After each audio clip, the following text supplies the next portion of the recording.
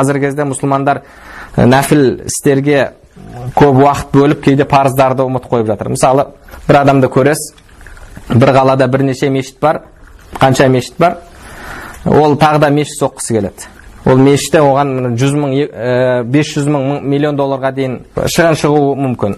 Сіз оған одан да кел, осы мешіттерді жақсы кадрмен толтыратын медресе соғайық, ұстаздарға айлық берейік десеңіз, ол оны істегісі келмейді. Немесе бір адам жылда қажылыққа барады. Ол бірінші қажылығы парыз, одан кейінгісі оған парыз емес. Немесе кедейлерге ақша төлеп қажылыққа жібереді. Ал ол кедейге қажылық парыз болған жоқ. Бірақ сіз сол адамға кел, одан да осы ақшаңды мұсылман бір қызды университетке түсірейік, медицинаны оқысын, гинекологияны оқысын, акушерканы оқысын десеңіз, ол оған төлегісі келмейді.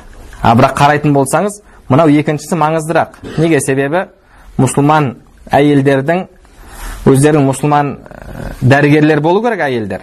Ол барып еркектің алдына барып алып, екі аяғын ашып, әуретін көрсетіп жату негізі бұл осы іс үшін біз мұсылмандар қазір күнәһар болып жатырық.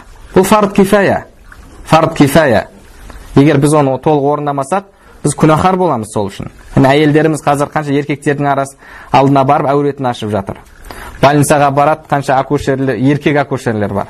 Соның алдында жатып, босанып жатыр, әуретін ашып. Біз осы үшін күнәһар болып жатырық. Енді оған осы маңызды, енді нәфіл іске емес, осы парызға жұмса десеңіз, ол жұмсағысы келмейді. Бірақ нәфілдерге жұмсайды. Біз қанша жігіттерді көрдік, кейбір уағыздарды естіп алып, ол бізде дағуатқа шығуымыз керек деп, университетін тастап жатқан. Оқып жатқан университетін тастап жатқан, мамандығын тастап жатқан қанша жігіттерді көрдік. Біз дағуатқа шығуымыз керек, дінді жаюымыз керек деді. Сен өзіңнің салаңда қызмет етуің, ол да дінге қызмет. Ол да дінді жаюың. Әрбір мұсылман өзінің негізгі мамандығын тастап дағуатқа шығып кететін болса, онда кім мұсылмандардың арасында осы мамандықтардың орнын толтырады? Кім? Немесе біз басқаларға тәуелді болып қаламыз екен. Мысалы дін дұшпандарына тәуелді болып қаламыз. Пайғамбарымыз саллаллаху алейхи ва саллям Мединеге келген кезде әрбір сахабаның өзінің тірлігі бар еді. Оның ешқайсысына сен дағуат жасау үшін жұмысын таста деген жоқ. Шайхасқа шығу керек болған кезде шайхасқа шақырды. Олар шығатын, басқа уақытта келіп өздерінің жұмысын істейтін. Омар радиаллаху анху ауысып бір сахабамен бір күні бұл келіп, бір күні әлгі сахаба келіп сөйтіп өзінің жұмысын істейтін еді. Бұл дегеніміз бізде қазіргі кезде осы басымыздағы негізі амалдарды реттей алмаудың себебінен. Ғұламаларымыз ибадатты үшке бөледі. Біріншісі, әрбір адамға парыз болған ибадат, құлшылық, намаз, ораза, зекет сияқты. Намаз, ораза, Алланы зікір ету, тағы да осы сияқты, харамнан ұзақ болу сияқты істер. Екіншісі, ибадат тахассус дейді. Ибадат тахассус әрбір мамандықтың құлшылығы дейді.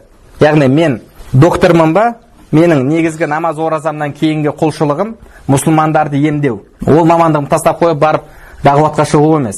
Немесе келіп алып мешіттің алдында тұрып адамдарға дінді үйрету емес. Оның өзінің адамдары бар. Әрбір мұсылман өзінің саласында дінге қызмет ету керек. Оны ибадат тахассус дейді. Және үшіншісі ибадатул аср дейді. Ибадатул аср, сол ғасырда ең маңызды болған нәрсе не? Соған мұсылмандар көңіл бөлуі. Қазіргі кезде мысалы қанша адамдар шоқынып жатыр, қанша адамдар арақ ішіп құлап жатыр, қанша адамдар бағанағы ширк жасап жатыр.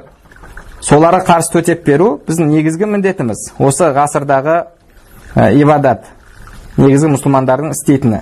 Қанша мысалы батыстан басқадан түрлі адамдар бұзатын нәрселер келіп жатыр, қанша жастар азғындап жатыр. Соған қарсы күресу ол осы ғасырдың негізгі құлшылығы болу керек. Ол әрбір жеке мамандықтың құлшылығынан кейін, жеке бастың құлшылығынан кейін.